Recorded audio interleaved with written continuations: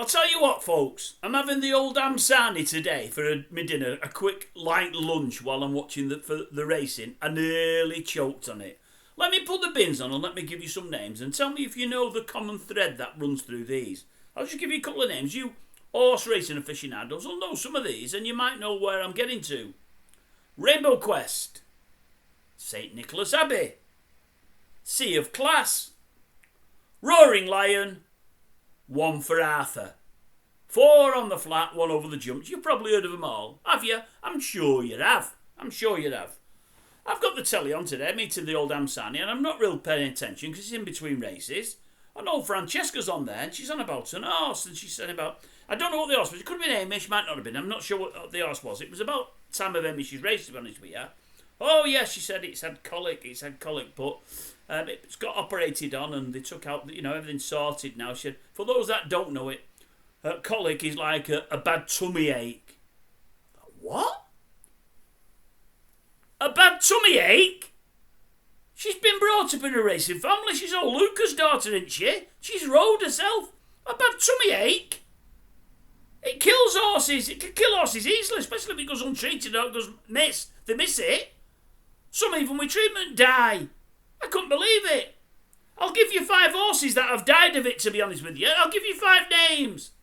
Rainbow Quest, St Nicholas Abbey, I think you know where I'm going with this. Sea of Class, Roaring Lion, and One for Arthur.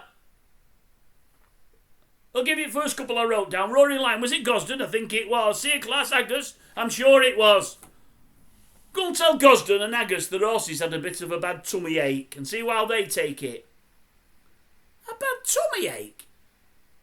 She'd have been in religion if she did religious studies as a kiddie. And they'd have said, oh, aye, and before he went on the cross, they smashed a crown of thorns on his head. She said, oh, aye, geez, he had an headache. It'll have only been an headache, yeah, that's all it'd have been, just like a little tummy ache. I thought, where's this programme going? Unbelievable. I mean, it started badly, because I don't watch, I keep calling it the morning line, I know it's not, I wish it bloody was. I always record. I used to always watch it for the last 4 or 5 weeks. I barely watched it because it's doing me head in more and more. But I did watch it today, but I've just got it on in the background while I'm doing other things. And I noticed old Ken's on the panel again, and I'm thinking, what's he on for? He normally tells you how they're looking in the paddock. They said to him at about 9:20, well, how's Hamish looking this morning?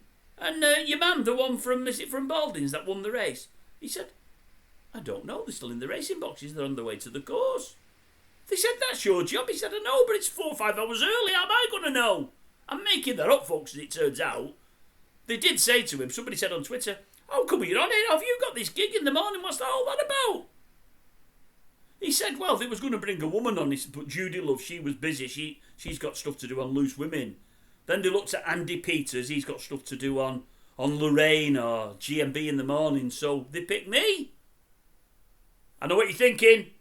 Total black person, because they've not had one on in the morning, have they? 9:30 to 10:30 on that racing show. That's what I was thinking, but again, I'm making that up as well. That's being made up. But I can't understand how he's got the gig in the morning now.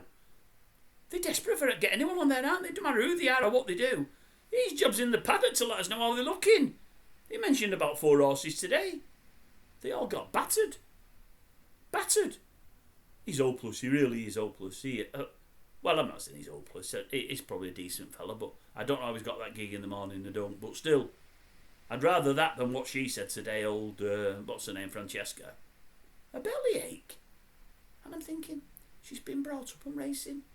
She's been brought up in it from being near to a grasshopper. It's just like a bad bellyache. And they're the folks, see, they're trying to, with this show, to bring it to a new audience, get a new audience interested. You're giving them dud information.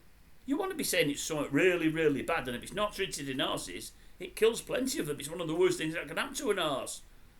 The symptoms are like a really, really, really bad bellyache, and you've got to be watchful if they catch that and see if they've got colic. 'Cause if they have, you've got to whip them in and get them sorted out.